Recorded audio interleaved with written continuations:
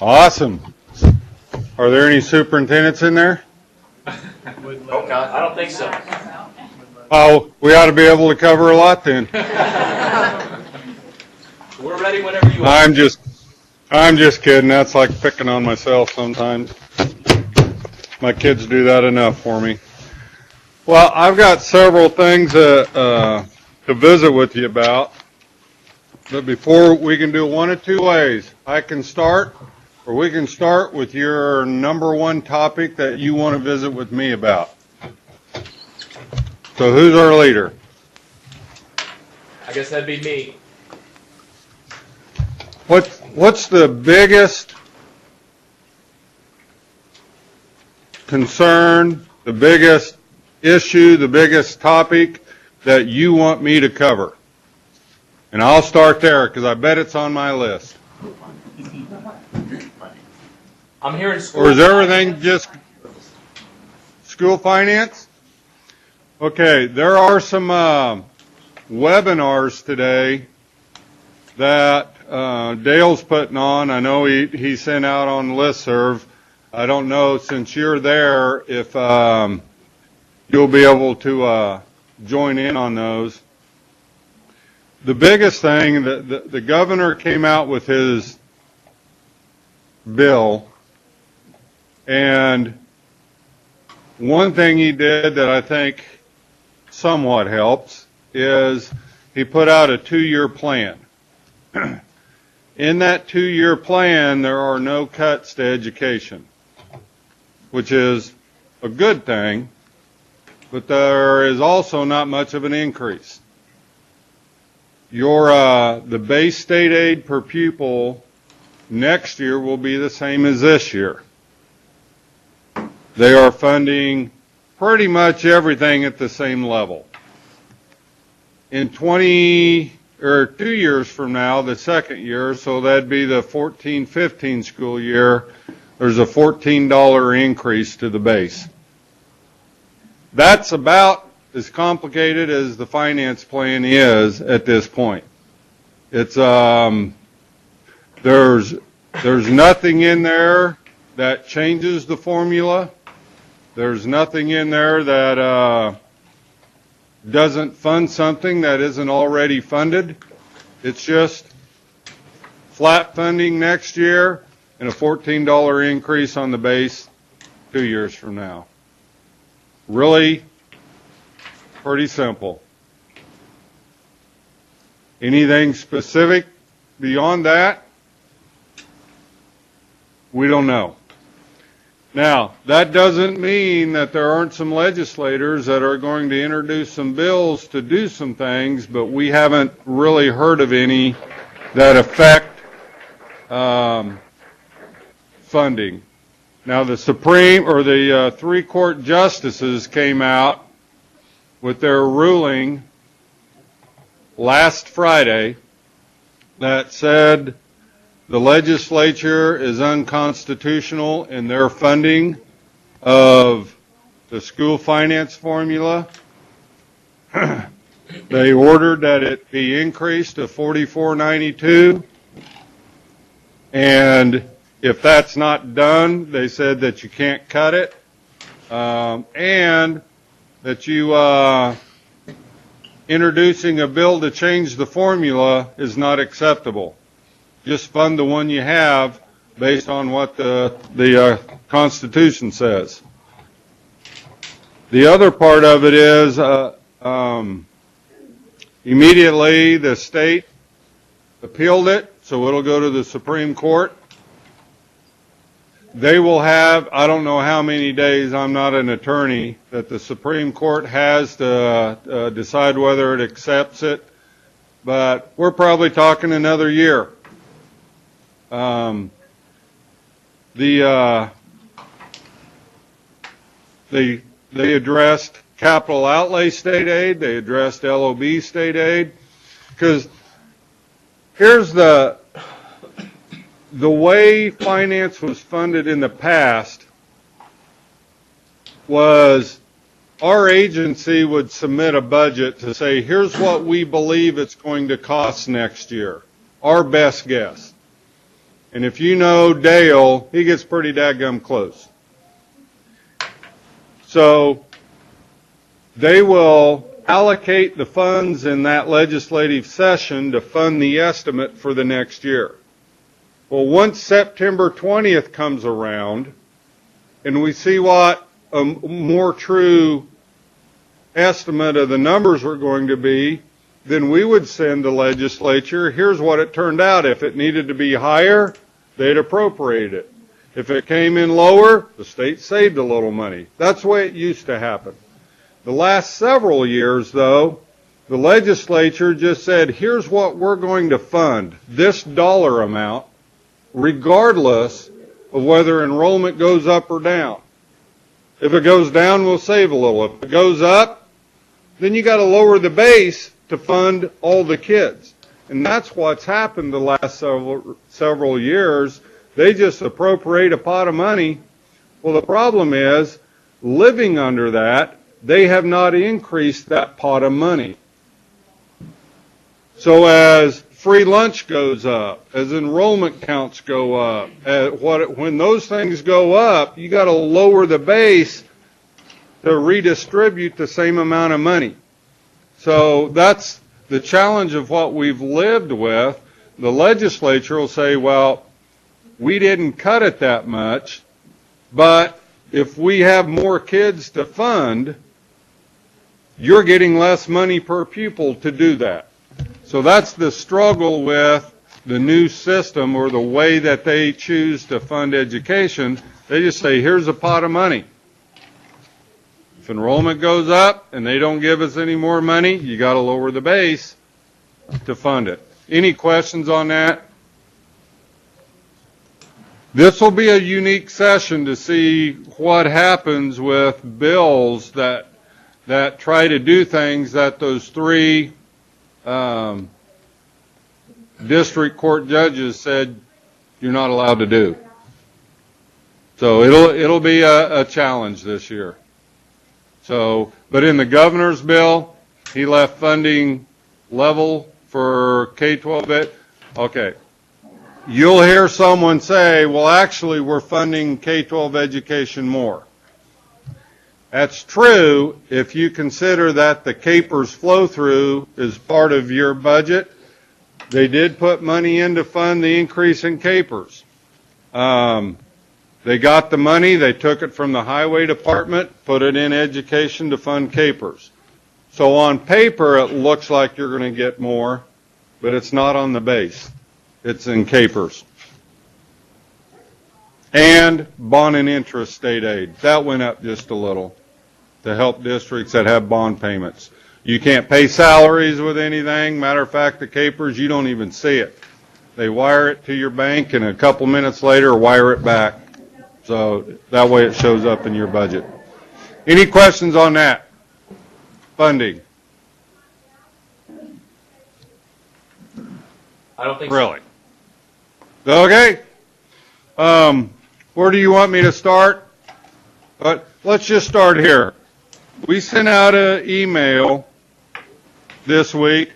The state board on Tuesday unanimously voted to make the state writing assessment this year voluntary.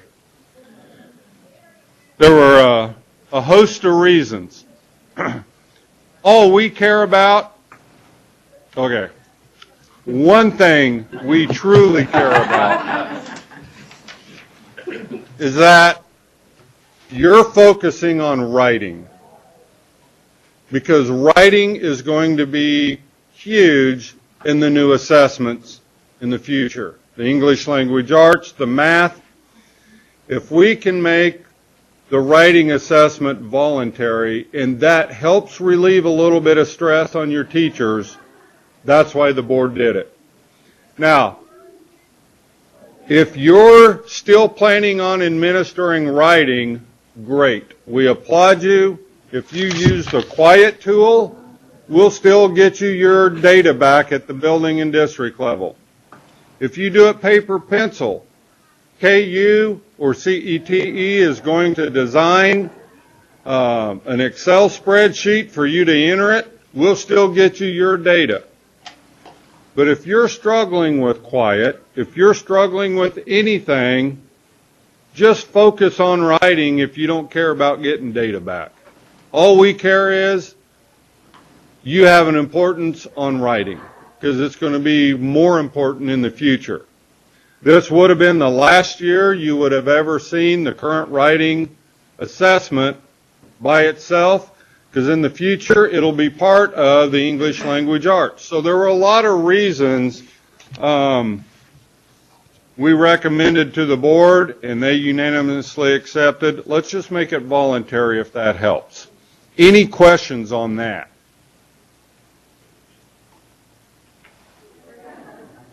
Okay, who told the group no questions are allowed? All right, so we're going to move on. Let's talk about next year, because I want your guys' input. So so everybody knows, we have 5 assessments statewide. History, government, writing, reading, math, and science. Of those 5, 3 of them are required to be administered by the U.S. Department of Ed. The other 2, the writing and the history government, we have flexibility in Kansas. That's why the board made the writing one voluntary. We have to administer reading, math, and science. Next year, well, first, let's talk about what happens with the data when you take this spring's assessments. Next year, you're going to get a report card that looks totally different than you've ever seen. It'll have the 4 AMOs. We will not be doing AYP anymore. You'll get those report cards. You'll look at them, learn whatever you can from it. It'll give you achievement based on an API, Assessment Performance Index, reflecting growth in all performance categories. You'll get a gap score. You'll get a percent of non-proficient, or the percent of students still non-proficient, not above proficient, but how many kids you still have below proficient. You'll get a growth look at your data. You will not be able to compare one school to the next because every school will have their unique data.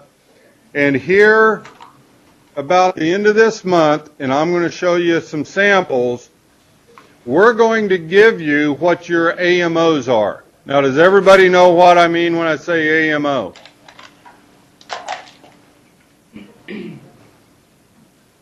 Yes. That's the new language that replaced your old AYP target. Now you're going to have 4 annual measurable objectives. We're going to send those to you here at the end of this month. Nick, I'm going to show you a couple examples.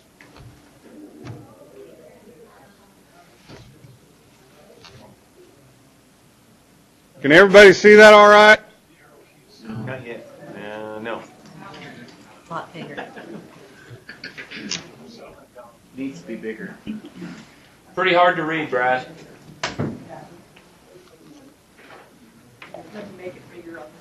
Is that better? Yeah. A little bit.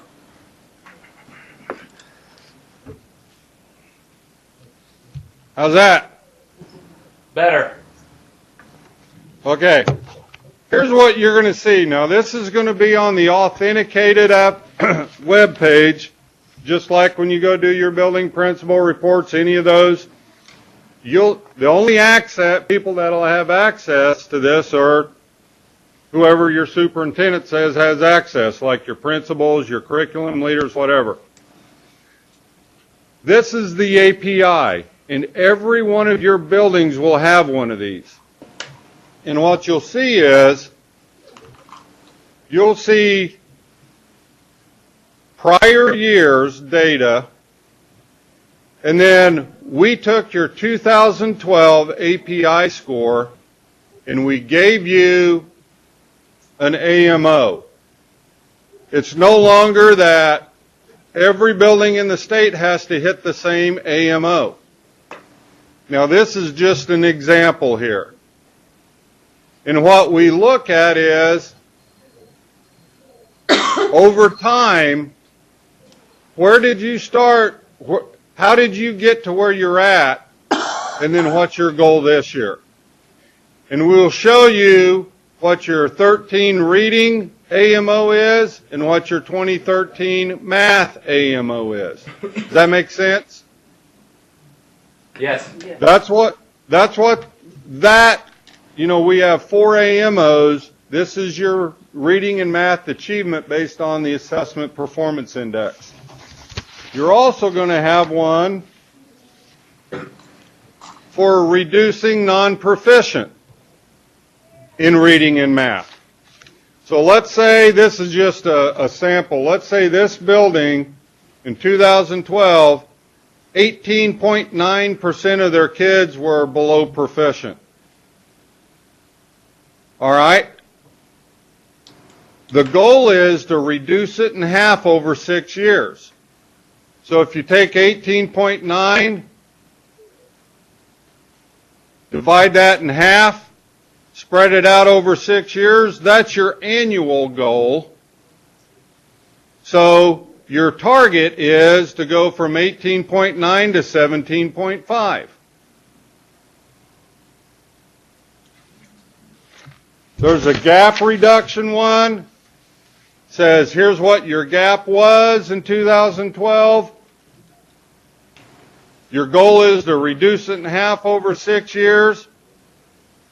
So then you break it down. Well, what would your gap reduction be in the first year? So we're going to send out a bunch of information next week with, you can go back, with, those are just samples of what you're actually going to see. That way, when you take the reading and math assessments this year, you know what all 4 of your goals are going to be. And again, it is statistically impossible for you to meet all 4. It wasn't designed that way. It was designed that you could meet one of the 4. You already have some buildings that are high achieving. You have some that weren't hitting the old targets but were showing growth. They'll have that one. So we'll get those goals out, those AMOs to you here at the end of the month. You'll take this assessments this spring. Next year we're going to report to you your achievement on all 4 of those in reading and all 4 of them in math. But here's the thing. We went to the board, the state board was here Tuesday and Wednesday.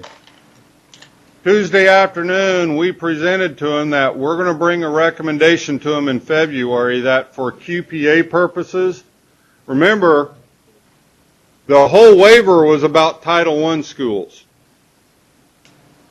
That's about 650 of our schools. The other 700 schools in Kansas that are not Title I live under QPA. That still has the performance, the P, still has the old AYP targets in it. We're recommending to the board for action in February to take the AYP targets out, replace them with the 4 AMOs, and then next October when we send out the report cards, you look at your data, but we don't make determinations off of it. Every building in the state is accredited. You just maintain your status and you focus on next year your final transition to Common Core standards or college ready standards, working on teacher leader evaluation instruments, MTSS. We want you focusing on instruction. The last thing we want you doing is, how do I improve my test scores on an assessment that is geared predominantly towards retired standards? Does that make sense?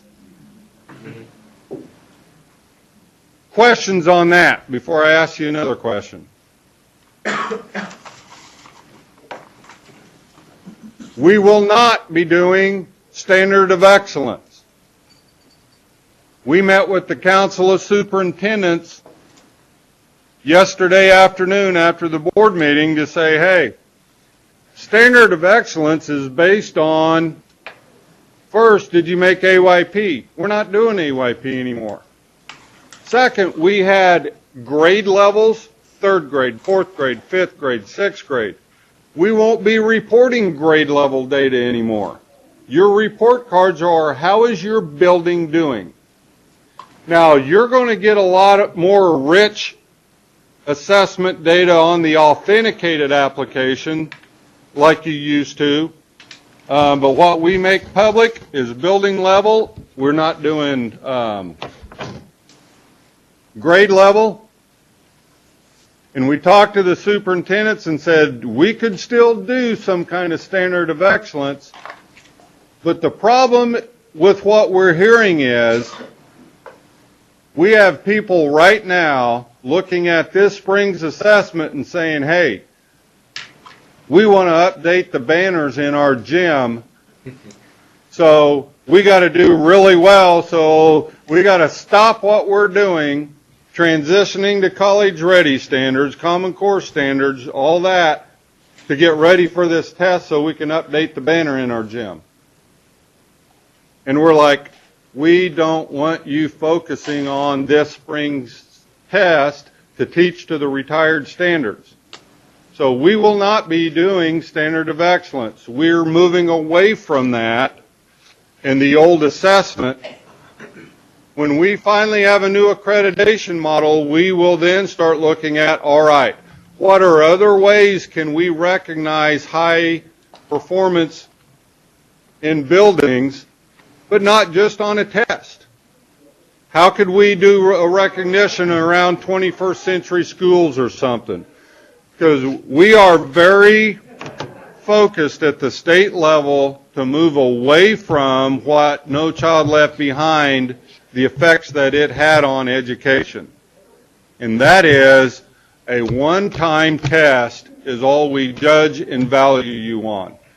That does not mean that academic performance isn't important, but when it takes the lens off of all the other things that we believe students need to be college and career ready, we've got to move away from those kind of systems. Questions on that? So next spring's assessments, has the board or the state made a commitment to what company we're going with yet and when those will be implemented for sure? Well, I tell you, you led right into my question. All right. My next question. The new assessment, whether it's SBAC, Smarter Balanced, or ACT, won't be in place till 14-15. So what do we do with 2014, the spring of 14? And I'm going to get to that to answer your question here in just a second. The first thing is, what do we do with the current state assessment that's going to be administered in 2014? Because ACT or SBAC won't be ready for that. What do we do with the current state assessment? Now, any time in the past that we would alter or change our state assessment, we have to ship it to U.S. Department of Ed. It has to go through peer review. Well, we got a letter 2 weeks ago from U.S. Department of Ed that said two main things. One, effective immediately, they are ending all peer reviews of state assessments. And number two, encouraging states to take your current assessment and try to make it more aligned with Common Core if you so choose. All right. We didn't call and ask for an interpretation of that. But we're jumping through that window, and I'm going to throw you some options here, and you tell me what you like. Option one, leave it alone and administer the same type of assessment next year as you're going to receive this spring. Option 2, we shorten it. Go from 3 sections, for example, of the math to 2. Option 3, we could do that and try to embed more Common Core type questions into it. Or option 4, let's get rid of the current one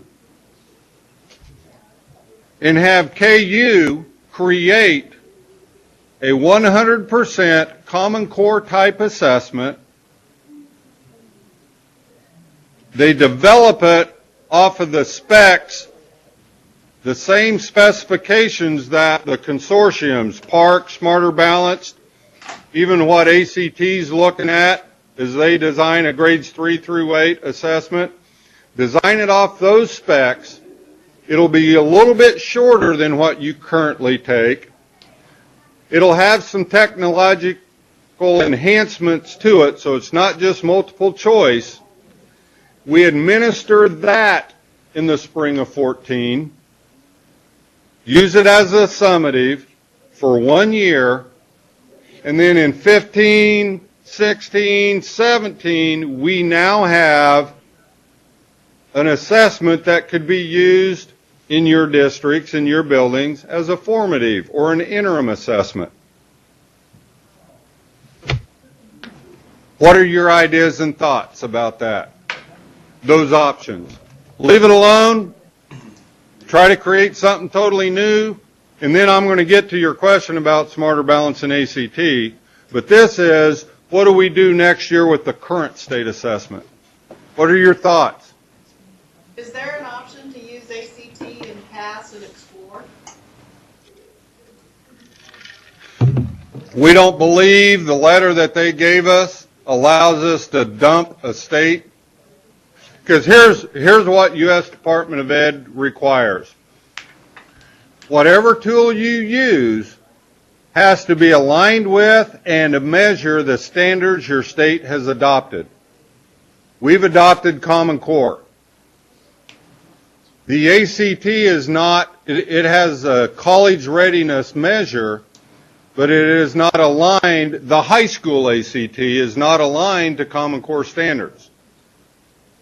So we don't believe that they would allow us to do that.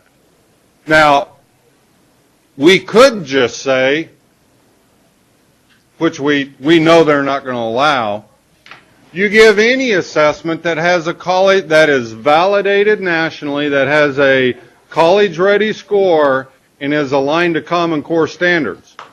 Well, the problem is ACT is developing one, just like Smarter Balance, that are aligned to Common Core standards at grades 3 through 8. But ACT is not planning on changing their current high school ACT assessment that they've had for 50 years that was not aligned to measure the Common Core standards. It'll measure a college career readiness, but it's not aligned to the standards, and they don't plan on changing that in the near future. What we believe U.S. Department of Ed gave us the opportunity to do, though, is to change our current state assessment, make it more aligned to Common Core, which are the standards we adopted. So that gives us some options, but we don't believe that they're going to allow us just to say, we're going to administer assessments that are... Your conference is scheduled to end in 2 minutes. How much time do I got? 2 minutes. 2 minutes. By the way, that lady doesn't work here. I don't know who she is. Have these options been shared with the superintendents?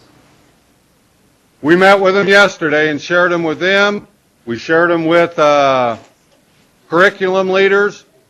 So here's what the reason the third or fourth option about creating a new one seems to have a little sex appeal to it. We've already been having conversations with KU about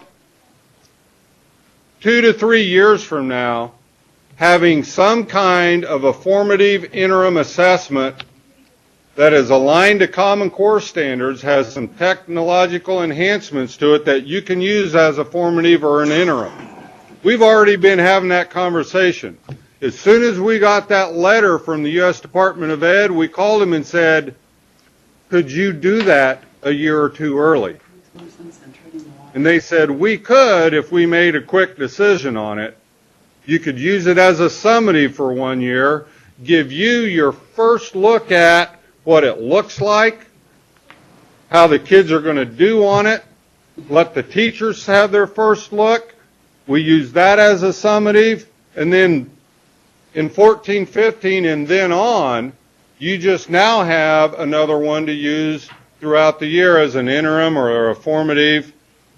But we want to know what your guys' thoughts are on it. I like that idea, but I hate that quick switch over, because we've been gearing ourselves to this year having a few questions embedded, next year having a few more embedded, getting to look at those results as we're unpacking the standards, and for them to quickly change something, and I'm not trying to be critical, but will they have all that thought process put into that summary? Yeah. And that, there's pros and cons to every one of these options. From what I'm hearing as one of the other sides are, as soon as we can move away from assessing the standards that have been retired, the better it will help teachers and principals to move towards the new standards that were adopted. It is, if you have teachers that are not back in the beginning of the Kansas standards and are having switching over. There was a lot of white noise there, so repeat that. If you have a staff that really moves that fast with accepting these and getting into them and opening them up, but it's going to be a process that we're looking at a third this year, a third more next year, and then, I mean, we're looking at a 3-year phase. Because we have been told all along, we're going to put a third in the assessments, and then eventually have the new test. I've got some staff that won't move that fast. Well, and it's not a question about how fast they move. Well, okay, it is, but we know that in 14, 15, it'll be 100% Common Core standards and assessments. If in 13, 14, that summative could be the first time they saw a full-blown type, would that help your staff? Because the biggest thing we're hearing is, as long as you're still assessing us over retired standards, we're going to have a hard time going full-blown into the new ones when you're still measuring us on the old ones. That's right. Yes. This would just help move it 1 year closer. That's why I need your input. Jump in. I like to look at the new one. new one. Might as well get it Four. going. 4. Okay. Well, we all agree, but we know there's pros and cons with whatever we do. Yeah. And what it's going to take is helping our teachers and ensure to them the direction we are going with college-ready standards is the right direction. You know, we also looked at, even if we designed a new one, maybe going to 4 performance categories instead of 5. Because even Smarter Balanced, Park, a lot of them are going that direction, going to 4 so it'd give them the first look, but what it also does is, after you take the assessments this year, you get your data and look at it next fall. From then on, we won't be comparing old data to new. We just snap that line. Here's what it looks like with a new 100% Common Core. You know, so it helps in a lot of ways get them to say, we really are going this direction. Here's almost a first-year pilot of what it looks like before we get into the full Smarter Balanced or ACT. It gives them a year to almost kick the tires. So I'm glad I got your input on that. A couple more things. To go back to what about Smarter Balanced or ACT? The first thing we had to do, and the state board did in December, first we had to define what it is we want. So the state board came up with the definition for Kansas on college and career ready. The second thing is, how do we want to measure it now? Well, not all of it can be measured or should be at a state level. There's academic readiness, there's cognitive readiness, there's technical skills, and there's employability skills. The only one of those that should be measured on a large-scale assessment is your academic readiness. How you measure workforce skills, employability skills, we'll have end-of-pathway assessments for technical. So how do we want to measure academic readiness? You'll be getting a survey before too long from the Kansas Assessment Advisory Council. We have a group of practitioners, people out there in this state, that give this agency recommendations on statewide assessments.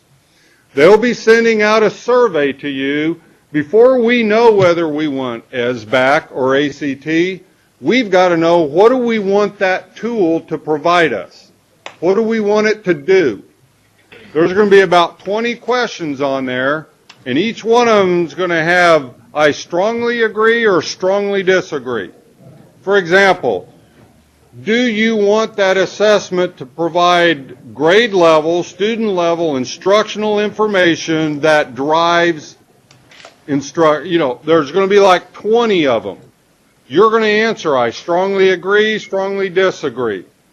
Once we collect that and we know in the field what do we want that tool, whether it's ACT or SAT or SBAC, what do we want it to provide us, then we can lay ACT, SBAC, because our state board will not make a decision to move away from their current decision of Smarter Balanced until they know that what do you want it to do?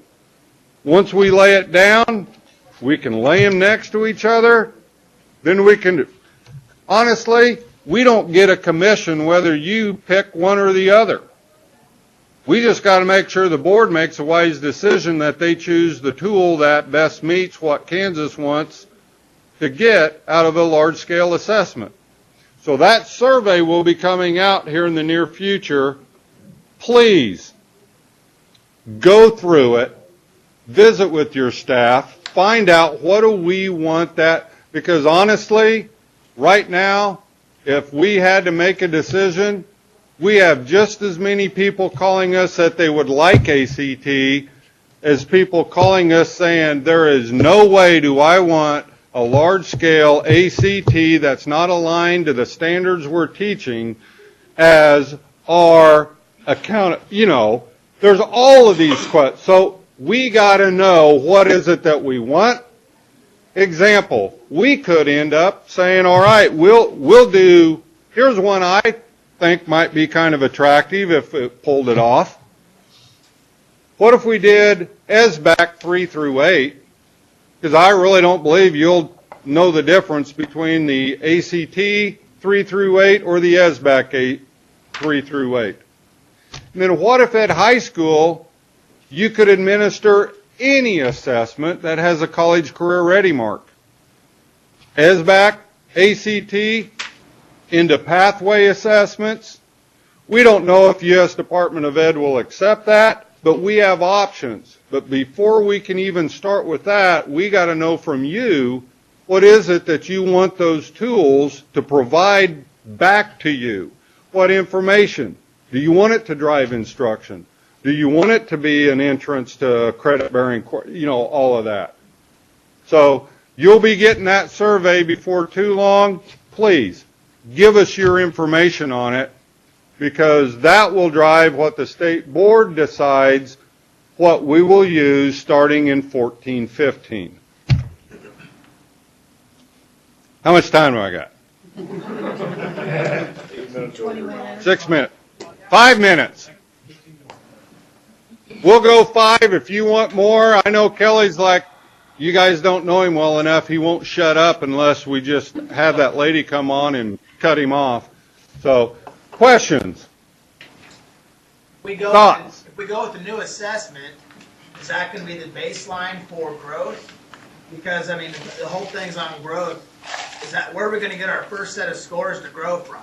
Are they going to use back scores and try to? Right. Since it's different, we're not comparing apples to apples. Great question. The first year that we administer a 100% Common Core assessment that then has a college and career ready watermark on it, this score, whatever it is, we will start fresh. All old data put in a file cabinet. Yes. Because you can't, yeah, we could come up with something that might look like growth, but it's off of you can't compare a grade level, you can't compare the old standards to the new with growth. So we'll have to start fresh. So it might take a few years. That's the challenge with the transition we're doing.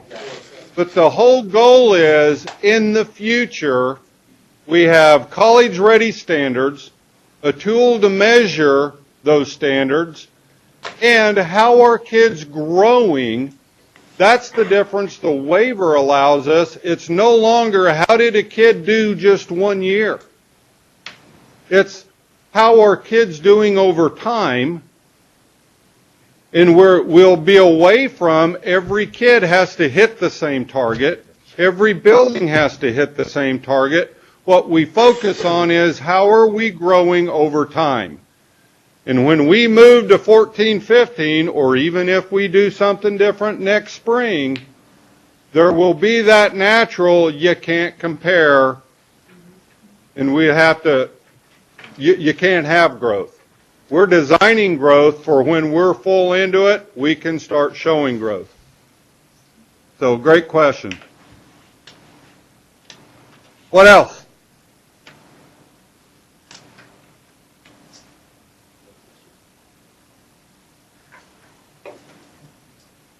Does everybody have the college career ready definition or know where to get it? Yes. Okay, I want to share with you, can you jump to Elmo? What's that? Okay. We have these kind of slides that we put together. These are all the components that the board approved that are in the college career ready definition. All right? Now, for those of you that are kind of slow like me, they did not take a bite out of this one. If you put it in there, that's Kansas. I have all these slides, then they're broken down to, and we call this guy Dude. But here's the definition. Then we break every puzzle piece down into what do we mean by academic preparation. And then it even goes into a deeper level. All this information, and I put these PowerPoint slides on my web page. That way you can... Your conference is scheduled to end in 2 minutes. Okay, I might be able to get... Well, we'll ask it. All these are on my web page for you to download and use with your staff. The key is, it's not just how a kid does on a test score anymore. That's why they're all linked together. We have to get back to where we focus on the whole system, the whole child, all these areas that are important, and away from what No Child Left Behind did and what our current QPA model did, and all we valued was what's your test score. So there's a bunch of slides on my website that you can, I put out there for you to use with your teachers. When you go to the website, go to Division of Learning Services, drop down tab, You'll see an ugly picture of a guy that looks kind of like me. Go down, there's some resources. Steal those, use them. I put them out there so you can use it with your staff. Kelly, do we need more time or are we good? Yep, we're okay. I knew you'd say that. We got Again, we got there- barbecue in 10 minutes. What's that? We've got that good food in 10 minutes. Yep. Yeah. Don't want to stand between you and food. That's right. Again, there will be more information coming out next week. Links to the information that you're going to get your AMOs for these assessments, how to understand them. We'll be doing a couple webinars. As soon as we send them out, we're going to schedule. That way you have them in your hands. We'll do some webinars to tell you what you're looking at, how to understand them. We'll be sending you links before then. Your conference is now over. Goodbye. We'll see you. Thanks, Brad. Thank you.